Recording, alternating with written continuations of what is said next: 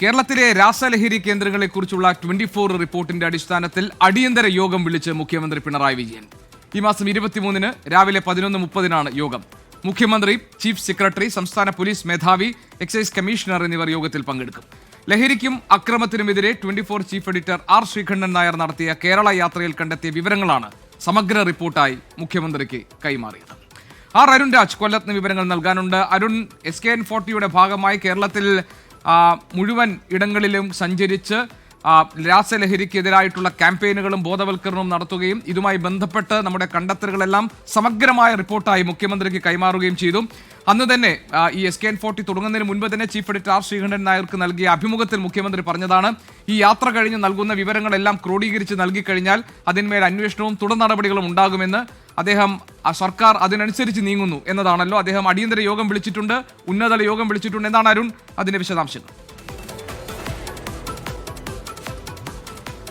തീർച്ചയായും GK, SKN തന്റെ മാധ്യമ ജീവിതത്തിന്റെ 40-ാം വർഷം ആഘോഷിക്കുന്നതിനിടയിലാണ് ഈ ലഹരി മാഫിയ കേരളത്തിൽ പിടിമുറുക്കുന്നത്. സ്വാഭാവികമായും അത് സംബന്ധിച്ച് സമൂഹത്തിനിടയിലേക്ക് വലിയ ജാഗ്രത കൊണ്ടുവരണമെന്ന SKNന്റെ നിർദ്ദേശപ്രകാരമാണ് 24 ടീം കഴിഞ്ഞ ഒരു മാസക്കാലമായി കേരളത്തിലെമ്പാടും ലഹരി കേന്ദ്രങ്ങളെക്കുറിച്ചും ലഹരി ഉറവിടങ്ങൾ തേടിയും വലിയ യാത്ര സംഘടിപ്പിച്ചത്. ലഹരി വിരുദ്ധ ജാഥകളടക്കം സംഘടിപ്പിക്കുകയും അത് ജനങ്ങളെ ബോധവൽക്കരിക്കുകയും ചെയ്തു. ഇതുമായി ബന്ധപ്പെട്ട് നമുക്ക് ലഭിച്ച വിവരങ്ങൾ മുഖ്യമന്ത്രിക്ക് റിപ്പോർട്ടായി SKN തന്നെ നേരിട്ട് ഇതുമായി ബന്ധപ്പെട്ട് മുഖ്യമന്ത്രിക്ക് നൽകിയിരുന്നു. ഈ റിപ്പോർട്ട് പരിഗണിച്ച മുഖ്യമന്ത്രിയാണ് ഈ വിവരങ്ങൾ താഴെത്തട്ടിൽ നിന്ന് തന്നെ ലഭിച്ച വിവരങ്ങളാണ്, ഇതിൽ വളരെ സത്യസന്ധമായ കുറേയധികം കാര്യങ്ങളുണ്ട് എന്ന് മനസ്സിലാക്കി ഇതിൽ മേൽ നടപടി സ്വീകരിക്കാനും തുടർ നടപടികൾ ചർച്ച ചെയ്യാനും ഉന്നതതല യോഗം ഇപ്പോൾ വിളിച്ചിരിക്കുന്നത്. ജൂൺ 23-ന് ഉച്ചയ്ക്ക് 11:30-നാണ് മുഖ്യമന്ത്രി യോഗം വിളിച്ചു ചേർത്തിരിക്കുന്നത്. യോഗത്തിൽ ചീഫ് സെക്രട്ടറിയും അതുപോലെ തന്നെ പോലീസ് മേധാവി, എക്സൈസ് വകുപ്പ് മേധാവി, അഡീഷണൽ ആഭ്യന്തര വകുപ്പ് സെക്രട്ടറി അടക്കമുള്ളവർ ഈ യോഗത്തിൽ പങ്കെടുക്കും എന്നുള്ള വിവരമാണ് നമുക്ക് ലഭിക്കുന്നത്. ഈ റിപ്പോർട്ടിന്റെ അടിസ്ഥാനത്തിൽ ഏതൊക്കെ സ്ഥലങ്ങളിൽ എന്തൊക്കെ രീതിയിലുള്ള നടപടികൾ സ്വീകരിക്കണം എന്നതായിരിക്കും പ്രധാനമായും ഈ ഉന്നതതല യോഗം ചർച്ച ചെയ്യുകയും തീരുമാനമെടുക്കുകയും ചെയ്യുക. ഒരു മാധ്യമ സ്ഥാപനത്തെ സംബന്ധിച്ച് അത് അഭിമാനകരമായ നേട്ടമാണ്. കാരണം നമ്മൾ ഈ യാത്ര തുടങ്ങിയപ്പോൾ തന്നെ മുഖ്യമന്ത്രി വാക്ക് തന്നതാണ് ഇതുമായി ബന്ധപ്പെട്ട നടപടി ഉണ്ടാകുമെന്നുള്ളത്. ആ വിവരങ്ങൾ, നമ്മൾ നൽകിയ വിവരങ്ങൾ, ഓരോ ജില്ലയും 14 ജില്ലയെക്കുറിച്ചും കഴിഞ്ഞ ഒരു മാസക്കാലമായി യാത്ര ചെയ്ത് തയ്യാറാക്കിയ റിപ്പോർട്ട്, അതിൽ കാമ്പുള്ള കാര്യങ്ങളുണ്ട്, കുറേയധികം മനുഷ്യരുടെ ജീവിതങ്ങളുണ്ട്. ആ ജീവിതങ്ങളിൽ പറയുന്ന കാര്യങ്ങളിൽ സത്യസന്ധമായ ശക്തമായ അന്വേഷണം വേണമെന്നതാണ് മുഖ്യമന്ത്രി എടുത്തിരിക്കുന്ന നിലപാട്.